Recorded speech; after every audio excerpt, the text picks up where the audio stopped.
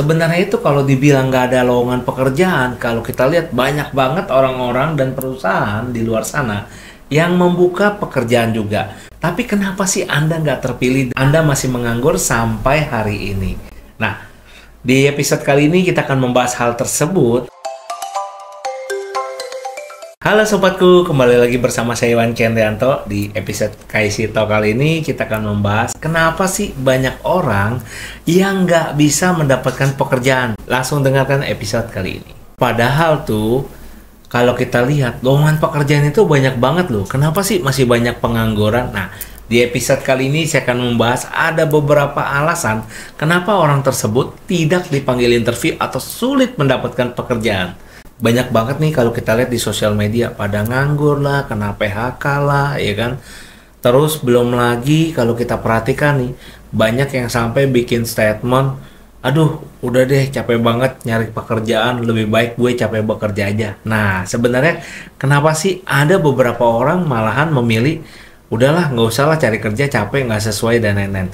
Kita akan bahas satu persatu. Sebenarnya itu kalau dibilang nggak ada lowongan pekerjaan, kalau kita lihat banyak banget orang-orang dan perusahaan di luar sana yang membuka pekerjaan juga. Tapi kenapa sih Anda nggak terpilih? Anda masih menganggur sampai hari ini. Nah, di episode kali ini kita akan membahas hal tersebut. Ada 5 alasan kenapa Anda gagal dipanggil interview atau Anda sulit mendapatkan pekerjaan. Dan tentunya saya juga akan membagikan tips bagaimana caranya Anda bisa terpilih dan mendapatkan pekerjaan tersebut. Langsung aja cek episode kali ini. Banyak orang yang ngelamar pekerjaan itu bisa ribuan, ratusan ribu, bahkan jutaan orang. Tapi kenapa sih dia nggak dipanggil? Yang pertama adalah alasannya karena dia nggak membaca deskripsi maupun permintaan yang diminta oleh perusahaan tersebut. Contohnya nih, saya juga sering mendapatkan beberapa kandidat yang nge-apply di perusahaan kita yang mereka diminta untuk kirim email, mereka ngechat lewat WhatsApp. Nah, alhasil HRD tidak merespon hal tersebut. Kenapa? Karena yang dicat adalah nomor admin gitu ya. Nah, ini tolong deh ya sobatku, kalau Anda sedang melamar pekerjaan, tolong dibaca deskripsinya dengan detail sekali. Ya, jadi dipahami dulu data yang diminta apa, cara mengajukan lamaran ataupun mengirimkan lamaran pekerjaannya seperti apa, apakah kirim email, dikirim pos, atau diantarkan langsung. Nah, itu Anda harus pahami dulu. Jangan Anda bertanya lagi apa yang sudah dicantumkan oleh HRD di sana. Artinya Anda males membaca. Jadi secara tidak langsung HRD pun akan menilai, orang ini kalau nanti masuk kerja, dia tuh nggak bisa baca SOP, dia itu nggak bisa menjalankan permintaan perusahaan. Kenapa? Karena disuruh baca lamaran pekerjaan aja, deskripsi untuk syarat dan ketentuan aja dia udah nggak ngerti dan nggak bisa. Nah, ini tolong Anda harus perbaiki itu. Alasan yang kedua adalah mereka seringkali tidak memberikan data diri yang update. Ya, memang sih melamar pekerjaan itu saat ini bisa dipikir oleh orang adalah scam ataupun suatu penipuan untuk mengkolek data.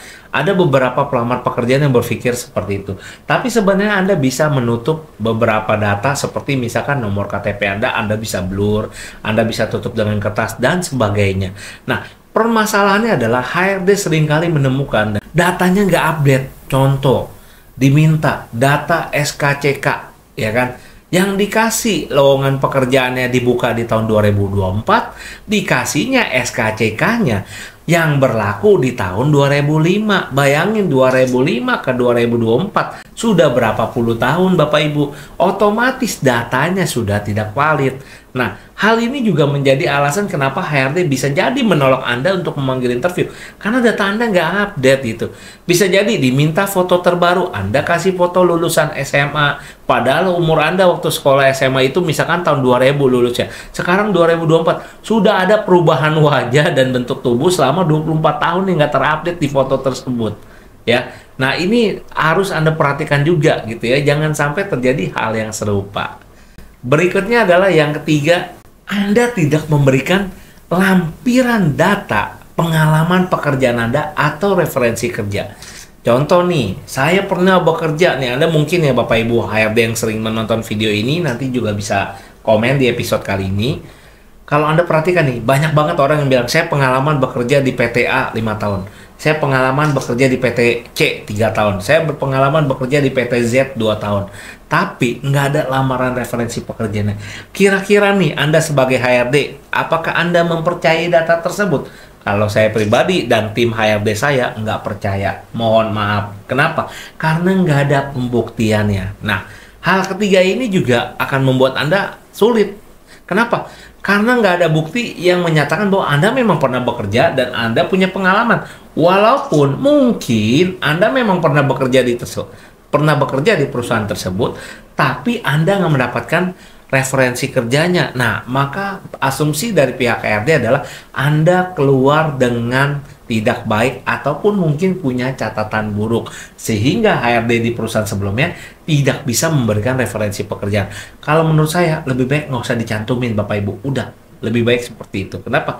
Karena agar tidak menyebabkan timbul persepsi negatif terhadap Anda. Seperti itu ya sobatku ya. Nah, berikutnya adalah yang keempat. Anda diminta menuliskan subjek di email, misalkan pengiriman lowongan pekerjaan melalui email. Diminta cantumkan kode pekerjaan dan nama Anda. Anda nggak ada langsung kirim email set, nggak ada judul, nggak ada nama, nggak ada topik, nggak ada subjek, hanya email. Udah, saya ingin melamar pekerjaan. Jujur Bapak Ibu, kalau Anda melakukan itu sobatku, Anda 100% akan di-reject dan ditolak di sortiran pertama. Kenapa? Karena Anda ngirim email aja udah kagak ada subjeknya. Orang takut Anda mengirim link-link yang bisa memberikan virus terhadap mereka. Sehingga hal tersebut akan membuat HRD, wah jangan-jangan nih ngirim virus nih. Jangan-jangan ini scam. Jangan-jangan ini email penipuan. Mereka akan langsung hapus email tersebut. Jadi, kalau email Anda nggak pernah dibuka, bagaimana Anda bisa dipanggil interview, sobatku? Ya, email aja nggak dibuka sama pihak HRD, otomatis peluang Anda sudah hilang gitu ya. Jangankan kita cerita tadi data-data yang tidak lengkap, dibuka email aja udah enggak, ya berarti Anda sudah tereliminasi pada saat Anda mengirim email. Jadi perhatikan hal tersebut. Yang terakhir adalah yang kelima, Anda udah terpilih nih, dipanggil untuk interview. Bikin janji datang jam 1, Anda datangnya jam 3. Memang sih, selama perjalanan dari jam 1 sampai jam 3, itu banyak orang-orang lain yang interview. Tapi karena Anda tidak tepat waktu, itu akan menjadi nilai yang minus terhadap Anda. Kenapa? Karena HRD akan berpikir, aduh, ini baru dipanggil interview aja udah molor begini ngaretnya. Kalau nanti dia kerja, bisa jadi nih orang telat mulu datang kerjanya. Nah, ini akan membuat persepsi yang negatif terhadap diri Anda. Nah, kira-kira itu adalah kelima mungkin alasan kenapa Anda sampai hari ini masih nganggur dan gak dipanggil-panggil interview. Tapi nggak usah khawatir. Berikutnya saya akan bagikan ada 5 tips bagaimana supaya Anda bisa terpilih di interview dan bisa jadi Anda nanti mendapatkan pekerjaan. Yang pertama adalah baca dengan teliti ketentuan dan syarat yang diminta oleh perusahaan tersebut yang membuka lowongan pekerjaan. Jadi kalau mintanya A, B, C, D, ya kamu kasih A, B, C, D, jangan kasih X, Y, Z gitu ya. Jadi harus sama nih, yang diminta apa, dikasih apa yang diminta. Kenapa? Karena itu akan mempermudah HRD untuk melihat Anda sebagai kandidat yang mengikuti prosedur rekrutmen dengan baik. Ya. Berikutnya adalah yang kedua, memberikan data dan lamaran pekerjaan yang baru. Jadi jangan sampai nih, saya pribadi pernah juga nih ketemu ya, lamaran pekerjaannya tahun 2021 dikirim tahun 2024. Kenapa? Karena dia males bikin lamaran pekerjaan baru. Dia scan data lama, dia foto data lama, dia kirim ke kita. Alhasil apa? Kita reject gitu ya. Nah, jadi Anda jangan memberikan data tersebut. Tulislah, percaya deh, kalau Anda tulus dan Anda mengikuti prosedur ya, Anda pasti lebih berpeluang untuk mendapatkan pekerjaan tersebut. Yang berikutnya adalah jangan lupa kalau Anda punya referensi pekerjaan, dilampirkan data referensi pekerjaan di perusahaan lama Anda. Kenapa? Karena itu akan menjadi nilai tambah yang membuktikan bahwa Anda memang punya pengalaman dan kemampuan di bidang tersebut.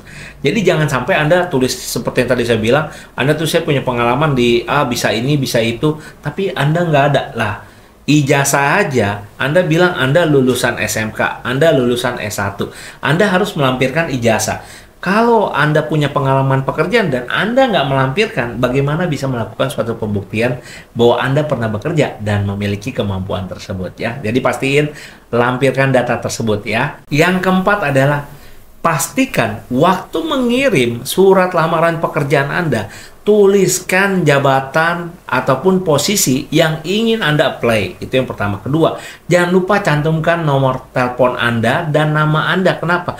Karena banyak banget lamaran pekerjaan masuk kadang-kadang. Nggak ada nomor teleponnya, nggak ada emailnya. Terus bagaimana caranya orang bisa menghubungi Anda? Nah, jika lamaran pekerjaan tersebut melalui email, pastikan Anda selama 2 minggu ke depan rajin buka email. Cek folder spam Anda. Kenapa? Karena banyak juga kandidat nih yang ngirim via email. Dia itu kagak pernah ngecek email. Jadi waktu dia respon balik, dia nggak bisa masuk. Kenapa? Karena nggak baca email, nggak bisa ikut interview. Akhirnya nganggur lagi. Ya, jadi hal ini jangan sampai terjadi pada Anda ya sobatku. Berikutnya adalah yang kelima. Jika Anda nggak bisa interview di waktu yang diminta, Anda ada baiknya melakukan reschedule terhadap HRD ataupun perusahaan tersebut. Jadi Anda harus kasih info, aktif berikan info. Pak, sepertinya tanggal 1 saya nggak bisa, kalau tanggal 2 gimana? Karena tanggal 1 saya sudah ada janji dengan orang lain. Nah, ini akan menjadi nilai tambah bagi Anda. Walaupun sebenarnya Anda mungkin menolak interview tersebut. Tapi di sisi perusahaan dan HRD akan melihat Anda sebagai, wah, orang ini sangat menghargai waktu dan sangat menghargai hal-hal yang positif, yaitu adalah kalau bikin janji dan dia nggak bisa menepati, maka dia nggak ambil resiko tersebut. Dibandingkan Anda sudah janji, ya saya bisa, ternyata hari Anda nggak bisa datang. Dengan 1000 dan sejuta alasan, jujur Bapak Ibu, HRD nggak peduli hal tersebut. Ya, jadi mendingan kalau nggak bisa, ya udah ngomong aja deh nggak bisa, nggak apa-apa kok. Karena kalau Anda bilang bisa, ternyata Anda nggak bisa, akan jadi nilai minus untuk Anda. Setelah Anda mengikuti episode KIC Talk kali ini, kira-kira nih Anda lebih pilih yang mana? Anda lebih pilih capek karena bekerja atau Anda capek karena mencari pekerjaan? Saya Iwan Kendrianto dari KIC Talk. Sampai jumpa di episode berikutnya. See you!